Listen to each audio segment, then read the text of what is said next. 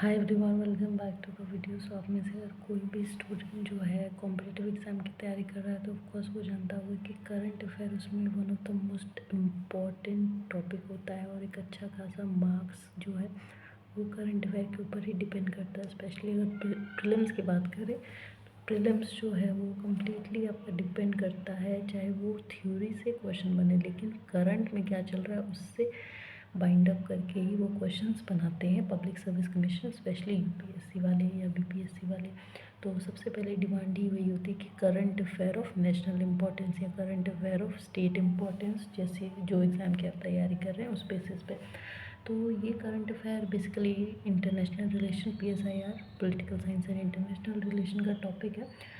तो देखिए, सबसे पहले अगर बात करें तो यूएस चाइना के बीच में कंपटीशन चल रहा है एआई को लेके, सेमीकंडक्टर को लेके, मिनरल यूसेज को लेके, मतलब हर एक टेक्नोलॉजिकल एडवांसमेंट या रिसोर्सेज को लेके यूएस और अमेरिका हमेशा इन दोनों में अनबन चलती रहती है, क्योंकि यूएस को खुद को सुपीरियर दिखाना और चाइना को खुद को सुपीरियर दिखाना। वो अलग बात है कि हाँ चलो यूएस जो है वो अपने डॉलर से, करेंसी से एक डोमिनेंस रखता है, टेक्नोलॉजी से भी रखता है, आर्म्स से भी रखता है, वेपन से भी। लेकिन चाइना भी जो है ग्रोइंग एक नेशन है जो कि यूएस को टक्कर देने की पूरी कैपेबिलिटी रखता है। तो एआई में चाइना जो है उसने अमेरिका से ज़्यादा ग्रोथ की है उस सेक्टर में। भले ही यूएस का जो एआई है वो उसका डोमिनेंस है ग्लोबली, लेकिन चाइना का ग्रोथ ज़्यादा है कंपैरिजन टू यूएस से। एंड इसके अलावा जो है मिनरल रिसोर्सेज भी जो है उस पर चाइना यूएस को पीछे छोड़ रहा है। तो इसके लिए कंपटीशन चल रहा है। अब आगे देखते हैं कि होने वाला क्या है। नेक्स्ट है डी डॉलराइजेशन प्रेशर की। जो यूएस की करेंसी है उसका भाव काफ़ी गिर चुका है, मतलब उसकी करेंसी वीक हो चुकी है। और यहाँ पे टर्की, चाइना जैसे देश जो है उभर रहे हैं, मतलब उनकी करेंसी स्ट्रॉन्ग दिखाई दे रही है कंपैरिजन टू यूएस। एंड यहाँ पे ये माना जा रहा है, अंदाज़ा लगाया जा रहा है कि गोल्ड जो है, सोना, उसका जो कंपटीशन है, मतलब गोल्ड का अब डिमांड ज़्यादा हो रहा है, उसका प्राइसेस बढ़ रहा है। सो यूएस का जो करेंसी है वो अभी थोड़ा कम रेट में आ गई है, जिससे यूएस की इकोनॉमी पे भी और जीडीपी पे ऑफकोर्स फ़र्क पड़ेगा और पड़ रहा है। नेक्स्ट है G20 समिट। जो G20 समिट 2026 में होगा, ये 21st है, यानी कि 21वां G20 समिट है।